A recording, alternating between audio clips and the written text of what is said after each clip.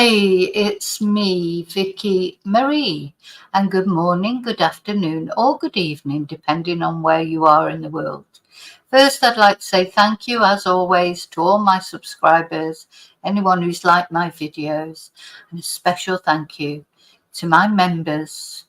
And remember, for members, carry on chatting level, we have a special members only live twice a week on a Tuesday and a Thursday.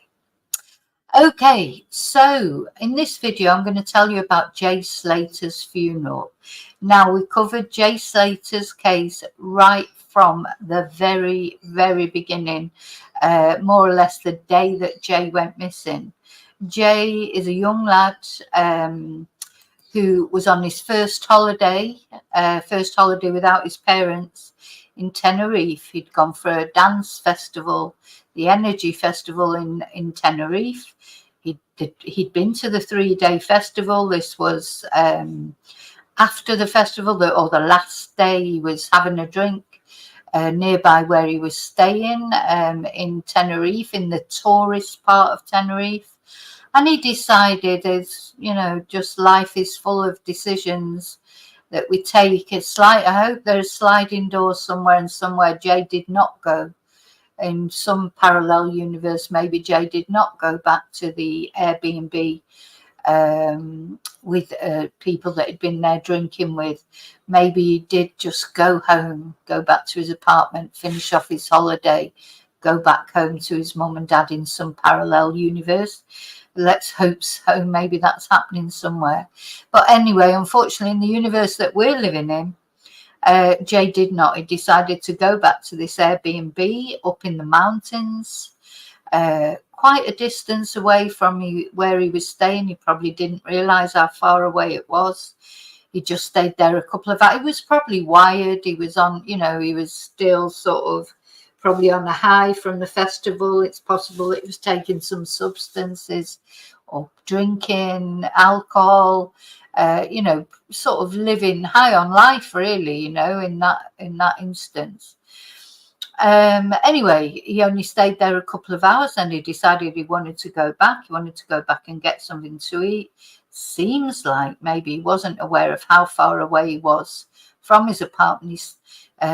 He was seen leaving the Airbnb, and then a Spanish woman saw him, said he asked her what time the bus was. She tried to tell him that it was at 10 o'clock, but whether he understood that, we don't know.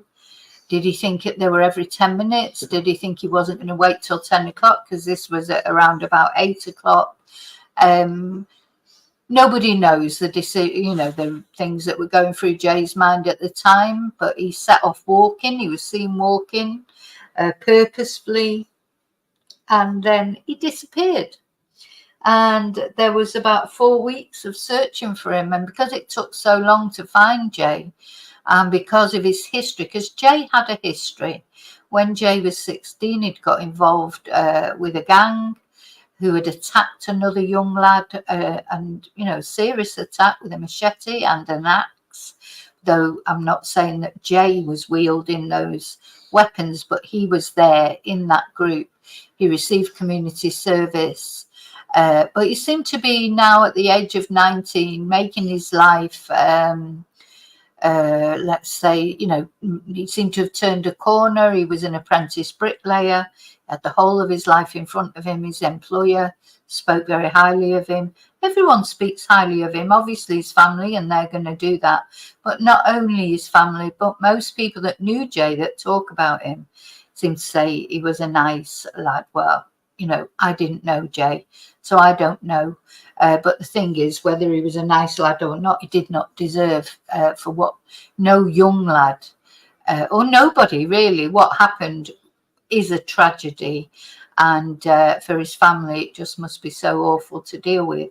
Because what happened was Jay apparently, it seems like, despite there being a load of conspiracy theories, there's no evidence to support any conspiracy theory. Some people would say still on a boat somewhere, or you name it, the conspiracy theory was there, and they're still going on. I've seen them on people's YouTubes or TikTok, etc. People still just trying to cash in on the fact that they can make a conspiracy out of this, and people will, watch it just to, because they're not sure what happened to him. It's one of those mysterious cases in a way, but to me, right from day one, it was evident what happened to Jay. Decided to take a shortcut down to the beach, and he'd not realised what the terrain was like. Now, from the beginning, I was quite hopeful that he may turn up, that he may be found sort of wandering around, lost, dehydrated, because he had made he'd started off with a sort of a jokey Snapchat with his friend, saying, showing the terrain, and it was slippy and this, that, and the other. But that he wasn't. I don't think with that first message or Snapchat that he did with Brad, I don't think he was aware of the danger he was in then. But by the time it came to his second call with Lucy, he was panicked. He knew his phone battery was running out. He had no water, didn't know where he was, and a lot of people, including me, it's like, well, why did he not go back to the Airbnb? But the thing is, I think by then he was probably lost and he didn't know how to get back to where he was, where he'd been. He didn't know how to get back on the road, bless him. So he must have been very scared. Anyway, I was hopeful in the beginning that he may, because of course searches started off, and there was hope that it might be found, wasn't there, in the first few days. But I think once it had gone past 4 or 5 days, it wasn't likely that it would be, that he would be found alive. Anyway, it took a long time, a lot of conspiracy theories, a lot of speculation. The Guardia Civil, the mountain police in Spain, getting a bit annoyed with everybody because they wanted to search sort of thoroughly, but there was so many people, journalists, etc. So they announced that they were stopping searching, but it turns out they didn't stop searching. They continued searching, just tried to do it discreetly and quietly. And eventually they did find Jay. But of course, there's still speculation and conspiracy theories about that. But and what had happened in the meantime was that Jay's family had started off a GoFundMe, and the GoFundMe raised a lot of money.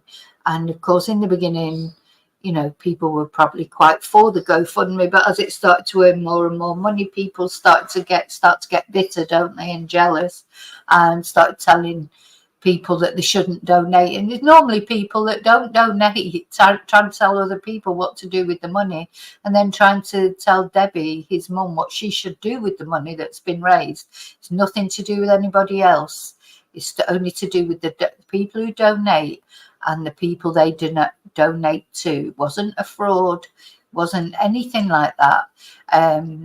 Anyway, so over £70,000 was raised for the GoFundMe, and Debbie decided to use it, or Debbie and the family, because obviously there's his dad Warren as well, decided to use it to get in private searches, because they thought, like everybody else, the mountain police, the Guardia police, had stopped searching. Anyway, so they employed a search team from the Netherlands, a search team of high repute who go searching with dogs to earthquake zones, etc., to all sorts of places to find, to be honest, to find cadavers. Anyway, so the police found Jay. The autopsy revealed that Jay's injuries were consistent with a fall. He'd fallen down a ravine. Some people still aren't happy with this. They think he was pushed, but how would somebody get to that place to push him? How would they get a body there to drop it? We've had ridiculous people saying, no, somebody took it up in a helicopter and dropped it. Honest to God, you couldn't make it up. Well, they're making it up, the things that people say, and just cannot accept that this was a horrible accident. poor Jay, he just thought he could cut through to the beach, get there quicker. He didn't realise the terrain. That basically is what's happened in my eyes. I can't see any reason to think anything else. Somebody would present me with some evidence, then yeah, maybe I would. Anyway, so you can imagine that was a horrible discovery for the family, you know, horrible news. But having said that, probably better than them never finding out what's happened to him, because people can go missing in that kind of terrain for a long, long time. And, you know, that family, they were there in Tenerife. You know, when would they have made the decision to go back to the UK? Or, you know, it was a horrible situation. And although it's horrible, you know, for Jay to be found deceased, at least he has been found. You know, it took away all the hope that he may still be alive. I'm sure they would have loved it if he'd been kidnapped and he was on a boat somewhere, and that there was a chance that one day they might see their son again. But all hope was taken when his body was found. So that was what happened to Jay. Very sad, very, very sad story, I think. And, you know, it brought out, as a lot of these type of stories do, brought out the best and the worst of people. You know, people contributing towards the GoFundMe, wishing the family well, empathizing with them. You know, anyone who's got an adult child, this is your worst nightmare, isn't it? When they go through that stage when they're going out and you've lost that control over them, and they're going out into town, or, you know, going on holiday on their own. You've completely lost control of them. You know, you cannot control what's happening. You always think it will get easier, don't you? You know, when they get older, oh, well, as soon as they're this age, or that, as soon as they're, it's just worse. You've got more things to worry about because they're doing their own thing then. You're not in control at all. And this, what's happened to Jay Slater's parents and friends and family, it's the worst thing that you can imagine. It's sort of like the dread that you have come real, you know, going through all that of hope. The first couple of days, probably like everybody was thinking, oh, he's going to get found. He's just got lost. He'd get found, like, you know, in a bit of a bad way, but he'd be okay. You know, to despair as every day that goes on, and you know that the outcome is not going to be good. Anyway, so the reason I'm doing this video is to let you know that he has been repatriated. His funeral will be next Saturday, the 10th of August. So I'm just going to show you the announcement that was made by LBT Global. LBT Global, of course, they're like an international charity, if you like, that help people whose family have gone missing and abroad, and they've been helping Debbie and the rest of the family. So let's have a look at their announcement. So they released a press release. Jay Slater updates for immediate release in London. Oh, that's just where they are, I suppose. The family of tragic Brit Jay Slater returned to the UK last week on the same day that Jay's body was repatriated. So so it was kept very hush-hush, the actual day that they came back. I believe they all came back on the same plane.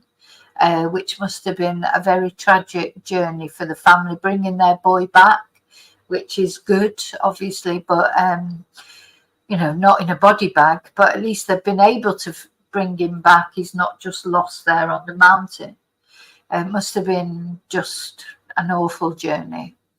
A UK post-mortem was ordered by the coroner, and this concluded that Jay's death was caused by traumatic head injuries consistent with the fall from height.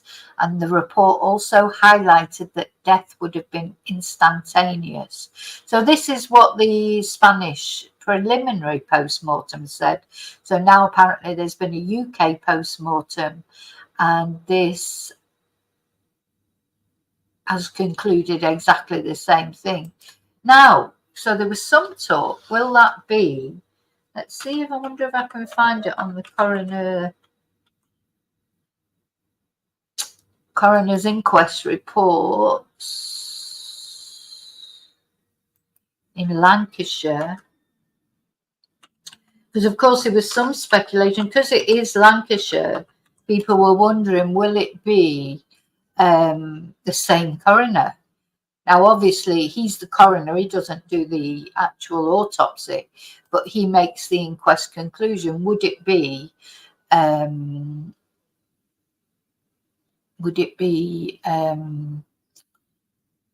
Aidley, who was the officiate on Nicola Bulley's case? Now, I'm just here on the coroner. Gosh, look at, you know, when you go through this, it is actually very, very upsetting, because so many people die every day.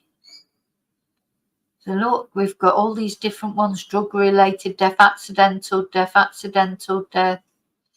suicide, accident. Very sad, isn't it? It really is very, very sad. So 9th of the 2nd. So we just go. So this last week, we need the results, date of inquest. I need. So I wonder if it would come up if I put in Jay Slater.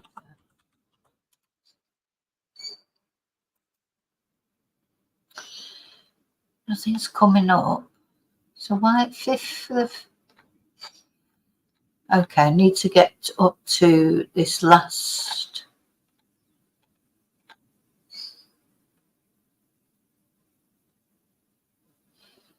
Where am I going to find this?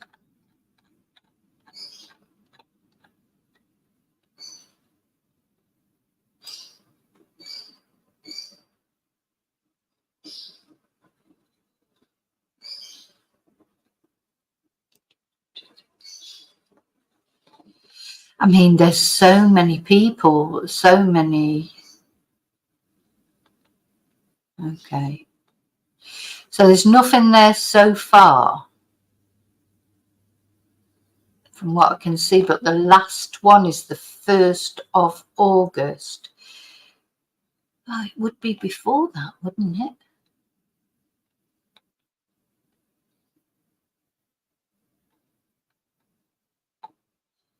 Surely there needs to be 18th of this. No, 18th of the 7th. It would be after that. Anyway, there's nothing there on the. There's nothing there on. Let's see if I can. So inquest result.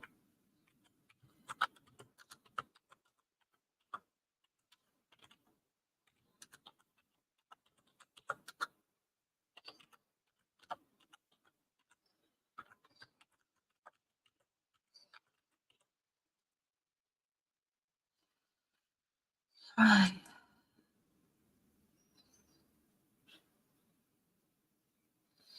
Dear me.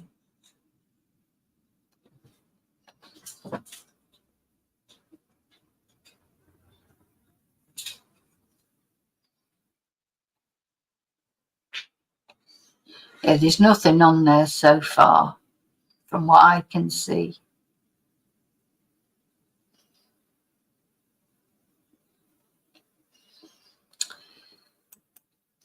Have they had the inquest then? Yeah, I need to look at that. I need to look at that in more depth at another time, because I've not prepared for that. I didn't think for that, but I will look for that another time. Anyway, so it says a UK post-mortem. So it doesn't say that there was an inquest, to be fair. So it just says a UK post-mortem was ordered by the coroner. Anyway, Jay's family have arranged his funeral, and it will take place in the chapel at Accrington Crematorium from 10:30 on Saturday, the 10th of August. The family have asked for family flowers only, and that people donate in lieu of flowers to LBT Global via a specially built page. So this is the donate. If you want to send flowers, it's such a lovely picture of him. That if you want to send flowers, don't. Basically, they're saying, remembering Jay. This fundraiser is in memory of Jay Slater, so friends and family can honour his memory with a gift to LBT Global. Now, LBT Global is a very important charity, isn't it? Because at the end of the day, we don't know when we might need it. Anyone could end up needing it if either you or a loved one goes missing abroad, and they've been very helpful to Jay's family, you know, when they needed it. So Jay's family have asked for donations in memory of Jay to LBT Global, a charity that has helped and continues to help them through the tragic loss of Jay in Tenerife. All donations will go straight to supporting families in similar situations. Thank you so much for supporting our work in memory of Jay. So if you want to give money to them, mine's come up in euros or some strange amounts there, but I'm sure that you can just donate what you want. You could give £1 a month or something like that. I think I am going to donate to this one. I don't normally donate to, as you know, to GoFundMe's or big charities, but I think this is a very, very important charity. We've seen it lately. You know, thing is, when your loved one goes missing abroad, it's bad enough when your loved one goes missing anywhere. You know, we've seen that with Jack O'Sullivan's family. It's difficult, isn't it, trying to get the police on your side? You know, it might be a flurry of activity in the beginning, and then it starts to wear off. But imagine all that and dealing with the language barrier as well, you know, and also the different ways that different police forces deal with things. You know, you've got all that to think about. It's not just even your loved one missing. Apart from that trauma in itself, you've got the trauma of trying to battle through the language barrier, trying to you know, understand the way that different countries' police work, you know, like in Spain, in Tenerife. The Guardia Civil are so secretive, and they just are, you know, and so they've sort of announced they weren't searching anymore just because they were sick of everybody interfering with their searches. And it worked, you know. Then they found Jay, didn't they? So they were always going to find him. It was just a question of when they were going to find him, in my opinion, anyway. I'm sure you'll all tell me what you think. A lot of people, this is one of those things that has had a big effect on people, hasn't it? It's divided people. Everyone's got their opinions on it. You know, people, so it's like some topics or some missing persons cases, some crimes. I mean, you know, I covered true crime, and this is not a crime in my eyes. There was no crime committed here. It was just an unfortunate accident, very sad accident. But I know there's a lot of people that do think there was some crime committed. You know, fair enough. Everyone has their view, but I forgot what I was going to say now. So, you know, whatever you think, I think we can all agree it's very sad, though some people don't. Some people seem to think that because he's got a history, you know, he deserved to die like that. You know, just people, despite the fact even the boy that was attacked by the group that Jay was with, bear in mind, he wasn't actually attacked by Jay. You know, even though he seems to have forgiven him. No, you know, there's people out there, again, nothing to do with them, but they still think that they have the right to tell, well, either to tell Debbie what she should do with her GoFundMe money that they haven't even contributed towards, and also, you know, to judge. And it's difficult, you know, it's difficult to judge because none of us are perfect. You know, I mean, I know there's some things that you think, I just challenge people to look back over their lives. I think there's probably not many people who haven't done something they regret, maybe not to this extent. I understand that, but we've got to look at the fact that Jay had changed his life, seemed to have got his life together, and we have to take all that into account, I think. But anyway, apart from anything, he's a 19-year-old boy who died tragically as a family trying to get over it. So LBT Global will use the funds raised in its efforts to tackle online trolling and misinformation spreading aimed at victims and families of missing people, which was seen at worryingly high levels throughout Jay's case. Honestly, I've never seen anything like that. I mean, it was bad enough with Nicola Bulley, wasn't it? But just some people literally making things up. They should be banned from YouTube. You should not be allowed to just say things that you just don't even know are true. You whether you're a YouTuber, a TikToker, or whatever you are, you have a response. You have to have principles. God, it'd be easy to go on YouTube and put a eye-catching headline that wasn't true, that you knew that wasn't true, but just because you know that people are going to want to watch that and want to click into that. It's easy to, I mean, we all want clicks. Of course we do. All YouTubers are not doing it because they don't want people to click onto their videos. Of course they do. But you have to have your principles. Jay's family have also released a touching obituary, which reads as follows. Remembering with love J. Dean Slater of Fountains Way, Oswald Twistle, who passed away unexpectedly on Monday the 17th of June whilst on holiday in Tenerife, aged 19 years. So it's thought, it is, I think, they do feel that he did die that very first day, which is good.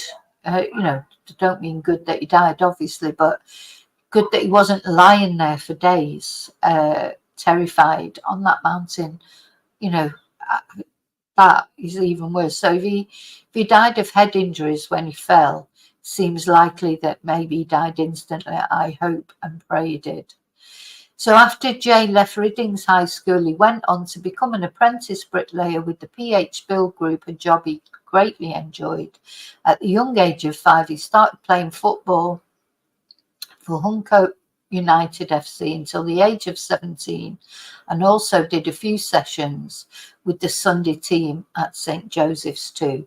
He also loved spending time chilling out with his friends. Jay's love of music and dance started at a very young age. He loved attending music festivals and events across the country, and also loved to socialise and meet new people. A loving son of Debbie and Warren, a cherished brother of Zach and brother-in-law of Jessica, a treasured grandson of Dawn, June and the late Dougie, a much-loved nephew of Glenn and Katie, a dear cousin of Maddie and Tilly, and a loyal friend to many. Jay will be very sadly missed by all those who knew him. A celebration of life service will be held at 10:30 a.m. on Saturday the 10th of August at Accrington Cemetery Chapel prior to interment. Those attending are invited to wear something blue in his memory. Family flowers only, please, but if anyone would like to bring a single rose to place with Jay, they are more than welcome. No bouquets. Donations in lieu of flowers are being received for the charity LBT Global and can be made either on the day or by using the link. And that was that link that I just showed, I think. Further inquiries to Paul Barton of Barton and Hallworth Funeral Service, the Old Foxhill, etc.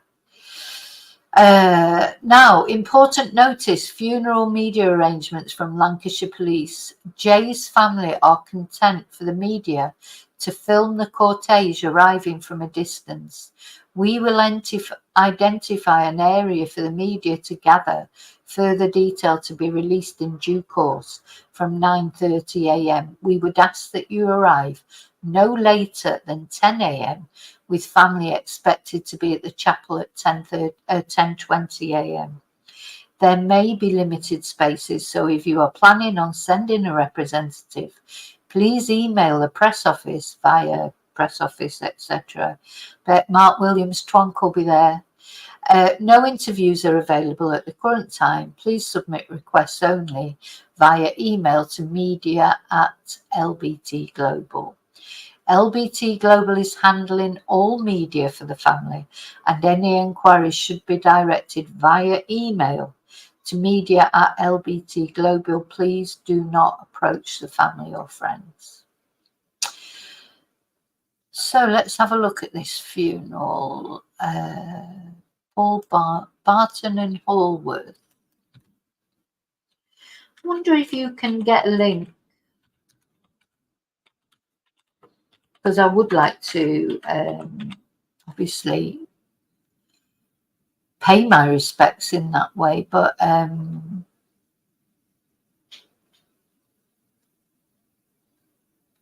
you know, often these days. Okay, I wonder if there'll be a link available.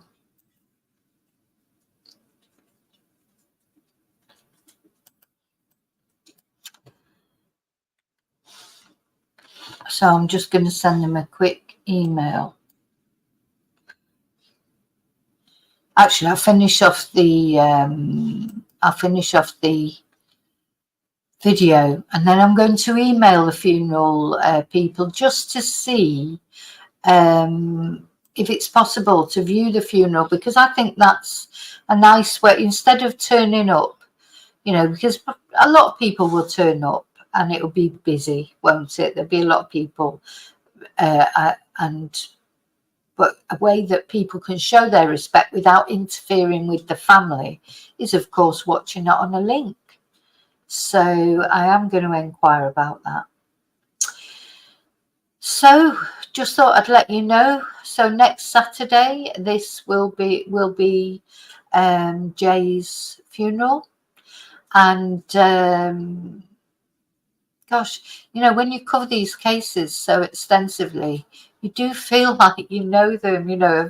And I think with Jay, I think it's because he's from Lancashire as well, and he just reminds me maybe of one of my nephews, or you know, you sort of I feel that what's the word? You know, he's a young. I've got an adult son as well, and so I felt. You feel this, you know, you just feel it's like your worst nightmare. Any of you out there that have got adult children will know, and that never stops. I mean, my son's gone past that age now where he'd be out doing that sort of thing, but I've been through it all. God, I've been woken up more times than I can remember to be a taxi to go and pick him up, and there's no, you know, I would never have said no to him. I didn't want him walking home, you know, miles, and that wasn't over a ravine. You know, didn't want him getting into trouble because, you know, young people, when they're out and they're drinking and, you know, all those things that can happen. So, yeah, many a time at sort of 3, 4, 5 in the morning. I mean, I didn't mind it like 5 or 6 in the morning, because that's the time I'd be sort of getting up anyway. The worst time always for me was like 2, 3 in the morning, because I'd have probably just fallen off to sleep. Yeah, especially in the summer, which is when they tend to go out more. God, yeah, because just now, in this time of year now, this would be all going on, you know, it'd be going off out. They don't go out till after 11 o'clock in Spain. You know, they do a botellón, it's called. They buy a load of alcohol. My son was always the one that had to go and buy, because he's the tallest, so he was the older. So when they were younger, you know, it would be him who'd go off and buy the alcohol. They'd all put tenner towards it, and they would drink like in the car park of the discotheque, and so, you know, sometimes fights would break out there and problems would break out there. You know, I would give them all a lift into town. You know, I can remember having about 6 bloody teenage boys in my house, and then in my car taking them. One of them was in the boot. You know, because to try and fit them all in, to take them on one journey. Poor lad, because he just got covered in dog hairs because the dogs go in the boot sometimes. Oh dear! Is it when I say the boot? I mean it's it makes it sound awful, like locked him in the boot. It was a hatchback, it wasn't that bad. But yeah, so I've done all those things. I've done it year in, year out for a couple of years, and then luckily they go past that stage, don't they? They get a little bit older. They get to a different stage where they're not going out and doing all those sort of things. My son now doesn't even drink, so I've been lucky that way that he didn't carry on doing that, but I wasn't lucky in other ways. So as I keep saying, honest to God, those teenagers, if you knew, I don't know if anyone would have children if they thought they had to go through the teenage years, and just how bad they can be, because it hits you like a ton of bricks, especially when you've had a child like my son was as good as gold. Like I never had any problems with him really. I mean, and then it's just like bump, it hits you like a ton of bricks. So it's difficult to cope with. It is difficult to cope with. But anyway, you get through it. And if you're lucky, you come out the other side. Unfortunately for Jay's family, Jay was just sort of, it seems like his family have had a lot of sleepless nights over Jay with all his court case and everything. And now this, I mean, so you've got to feel for them. Don't understand all the hate towards Jay's family as if what did they do wrong? They've been through a lot with him. And I tell you, if you think, if you think that won't happen with your children, nobody thinks it's going to happen with their children, but they do. Children get involved in things, or teenagers do, and it's a dark time. And if you look at Axel now, I mean, went off and stabbed all those children. You just think he was a little boy once that his parents would never have thought would have ended up doing something like that. And sometimes things start to go wrong, but it's difficult to, it doesn't happen overnight. It's like anything in life, like women experiencing domestic violence and stuff like that. People say, oh, why didn't they leave? And nothing happens overnight. Your child doesn't go to bed one night as a little innocent, lovely child and then wake up the next morning as a machete-wielding maniac. It happens gradually, and you don't sometimes even realise it's happening because children don't tell you everything. They do when they're young, and it gets to the point, I can remember lots of things, and now even, and I'll say to my son, what did you do? Oh, yeah, you did that? Oh, yeah. Why didn't you tell me? I don't mean things like this, nothing, just things like going off somewhere on a bus to a place. I didn't even know he'd gone. So, as far as I'm concerned, he's just gone out in the village to be with his friends, probably when he was about 13, 14. And then it turns out he's actually gone to a completely different place with these friends, done whatever for hours, and I haven't known that. I thought he was still in the village. Because the thing is, unless they tell you where they're going, so if he would have gone missing and the police would have come round at that time, I'd be saying, no, he was just here in the village. He told me that he was here. He didn't tell me that he'd got on a bus and gone right miles out of the village into a completely different place whatsoever. So even little things like that. So if he would have gone missing during that time, I would have given the police all the wrong information because, kids, I'm not talking about young kids, I'm talking about older kids. I think about things I never told my parents, things, that I got up to when I was a teenager that they never knew till they went to their, deathbed. They never knew the full story of things I'd done unless somebody told them, like my sisters or brothers or whatever. But yeah, things, I mean, not terrible things. I don't want to make it sound like I'm some sort of terrible person, but I did do some things that were ill-judged, let's say, when I was a teenager. And, but my parents don't know about it. I never knew about it. So that's what I'm saying. Your teenage children, they don't tell you everything. Think about you when you were a teenager. Did you tell your parents everything? Did they know exactly what you got up to? And I'm sure there's some people that will say yes. But there's a lot of you that would say, no, you know, I didn't tell my mum this, or I didn't tell my dad that, or, oh no, none of my, I mean, I wagged it from school or from college when I was a teenager, and I got caught out because one of my sisters saw me on a bus in Manchester in the town centre. And I didn't even know she'd seen me. She was on another bus going past Watch Your Luck in Manchester, massive place like Manchester. And my sister then went straight to my mum and dad and said, oh, I saw Vicky on a bus in Manchester and she was supposed to be at college. I'd gone to the cinema on my own to watch Taxi Driver to wag it from college because I hated going to college. You know, these are things that, you know, people do. You know, and I know that's like not serious compared. I'm not talking about knife crime and things. I mean, when I was young, knife crime was a rarity. I mean, that would be an absolute rarity. Of course, now it's almost a norm, isn't it? Which is sad. And Jay obviously got involved in all that, which is very sad as well. And I'm sure his family went through hell with the court case, etc. But anyway, I'm waffling a bit now. So I just wanted to let you know about Jay's funeral. I'm going to see if I can get a link to it, because if I can, I'd like, you know, to watch it. I'd like to participate in it in some way. You know, I know I don't know Jay, but I feel I feel for him and the family. So to finish off, I'm going to show these little videos that I've got of him, one of him dancing and then a little tribute to him.